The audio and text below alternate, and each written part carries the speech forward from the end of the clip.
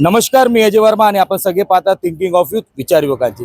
सध्या आपण मनवेलपाडा जे डीमार्टला मुख्य रस्ता जाणारा त्या ठिकाणी आपण उपस्थित आहे। पाठीमागे आपण बघू शकता आज इकडे सूर्य प्रकल्प टप्पा 1 आणि 2 चा पाईपलाईनचं काम चालू आहे। त्या अनुषंगाने इकडे समोर बहुजन विकास आघाडी त्यांच्या समोर भाजपचे नगरसेवक दोघे आमने सामने उपस्थित आहे। कशा प्रकारचं दृश्य असणार आहे, हा काम कोणी घेतला, कशा प्रकारे जनतेचा सेवा असणार, या सर्व गोष्टीवरती थेट आपण नागरिकांना विचारायचा प्रयत्न करू। सध्या आपल्या बरोबर प्रभाग क्रमांक 6 चे नगरसेवक आहे, त्याचबरोबर कार्यकर्ता सुद्धा आपल्या भाजपचे आहे।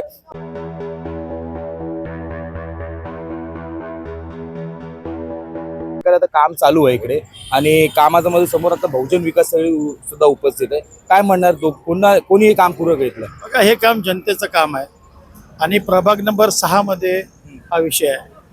तर त्या हिशोबाने आमचे भारतीय जनता पार्टीचे सन्मान्य सर्व नगरसेवक इकडे उपस्थित आहे आणि प्रथम प्राधान्य म्हणजे जनता। त्या हिशोबाने आम्ही सर्व नगरसेवक, आमचे सर्व भारतीय जनता पार्टीचे कार्यकर्ता कोण इकडे काम चालू आहे, काम करतो। त्यांचा पाठपुरावाने काम चालू आहे। जाधवजी, काय म्हणणं आपण आता नवनिर्वाचित प्रभाग क्रमांक 6 चे नगरसेवक झालेले, पाणीची समस्या आपल्या प्रभाग असो की संपूर्ण विरार ईस्टची असो त्या ठिकाणी मोठ्या प्रमाणात होताना दिसत आहे, त्यावरती भारतीय जनता पार्टी कशा प्रकारे लक्ष ठेवणार? खरं म्हणजे गेल्या काही दिवसापासून विवा जांगेड असू द्या, संतनगर असू द्या, कारगिल नगर परिसर व मनवेलपाडा परिसर ह्या परिसरातले लोकांचे अडचणी आणि समस्या वारंवार मी असू द्या, नारायण मांजरेकरजी असू द्या व योगिताताई असू द्या, आमच्या भारतीय जनता पार्टीच्या कार्यालयात वारंवार तक्रार करत होते की आम्हाला पाणी येत नाही। त्यावेळेस आम्ही कालच महापालिकेची भेट घेतली, त्यावेळेस त्यांनी सांगितलं की उसगाववरून लाईन थोडंसं कट होत असल्यामुळे पाणी येत नाही आहे आणि फुलपाड्याच्या डॅम्पला पाणी नसल्यामुळे हे अडचणी येत आहे, तर थोड्या दिवस तुम्हाला सहन करायला लागेल। परंतु आम्ही काल सुरेंद्र ठाकरे साहेब यांच्याकडे तगादा लावला आणि सांगितलं जनता किती दिवस हा त्रास सहन करणार, याच्यावर तुम्ही पर्याय सांगा, त्याशिवाय आम्ही इकडनं उठणार नाही। त्यांनी तात्काळ संबंधित इंजिनियरना बोलवलं आणि सांगितलं की हे आपल्याला लोकांना पाणी हे द्यायचं आहे।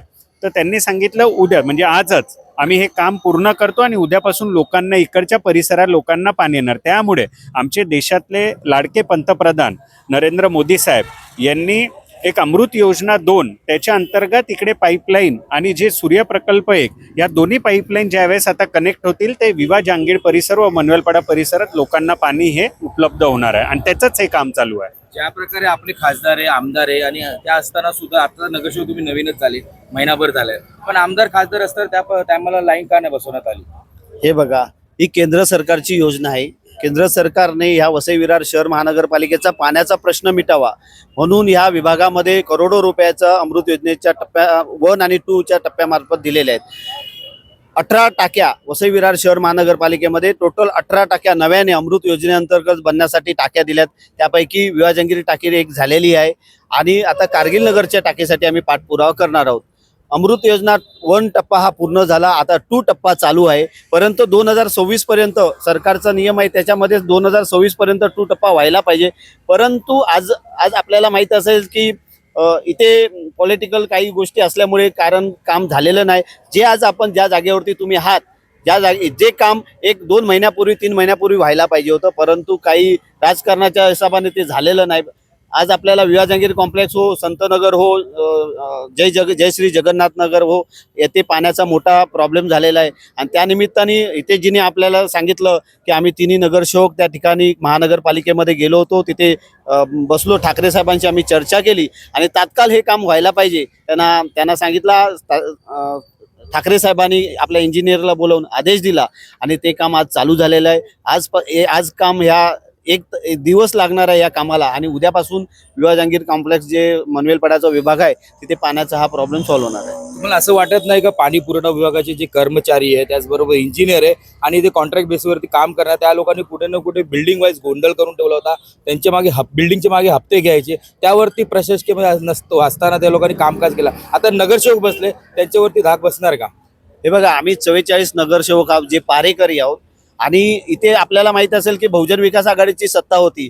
त्यांना जी पाणी सोडणारे जे वॉलमेन आहेत आणि इंजिनियर आहेत त्यांना सवय कोणी लावली तर ते बहुजन विकास आघाडीच्या नगरसेवकांनी लावली.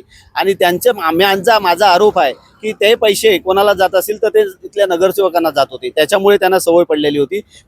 परंतु आता आम्ही 44 नगरसेवक आलो आहेत आणि ह्या प्रभागामध्ये आम्ही 3 नगरसेवक आहोत. आम्ही पारेकरी आहोत.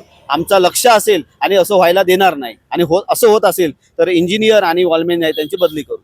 मॅडम, आपल्याला पण जनतेने पहिल्यांदा चान्स दिलेला आहे, कशा प्रकारे परिवर्तन म्हणून आपल्याला निवडलेलं आहे. नक्कीच त्या परिसरात, ज्या परिसरात आपण नगरसेवक झालेला आहे, काम होणार का?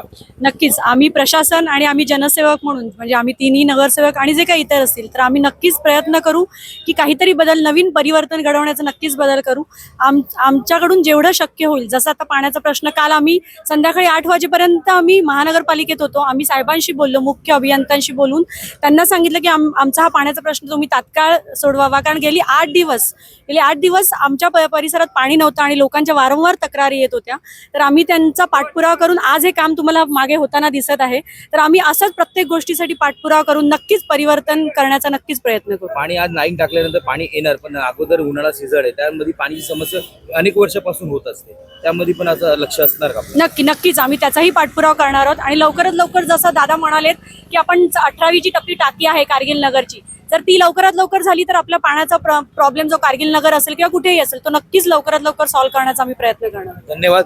बघितलं, हे सर्व नगरसेवक होते. ज्या प्रकारे यांनी सांगितलंय का भाजपचा 44 आता नगरसेवक वसई विरार महानगरपालिकामध्ये विस्थापित झालेला, ज्या प्रकारे भाजपला जनतांनी निवडून दिलेलं कशा प्रकारे दृश्य असणार आहे, आणि भाजपचे प्रत्येक नगरसेवक जागोजागी काम करत असताना सुद्धा दिसणार आहे. आता पाण्याची समस्या जी मोठ्या प्रमाणात वसई विरारमध्ये वाढत चालली आहे, त्याचं निवारण सुद्धा भाजपचे लोक करून दिसणार आहे. प्रत्येक गोष्टीची अपडेट आमच्या चॅनलवर आम्ही नक्कीच तुम्हाला दाखवायचा प्रयत्न करू. धन्यवाद.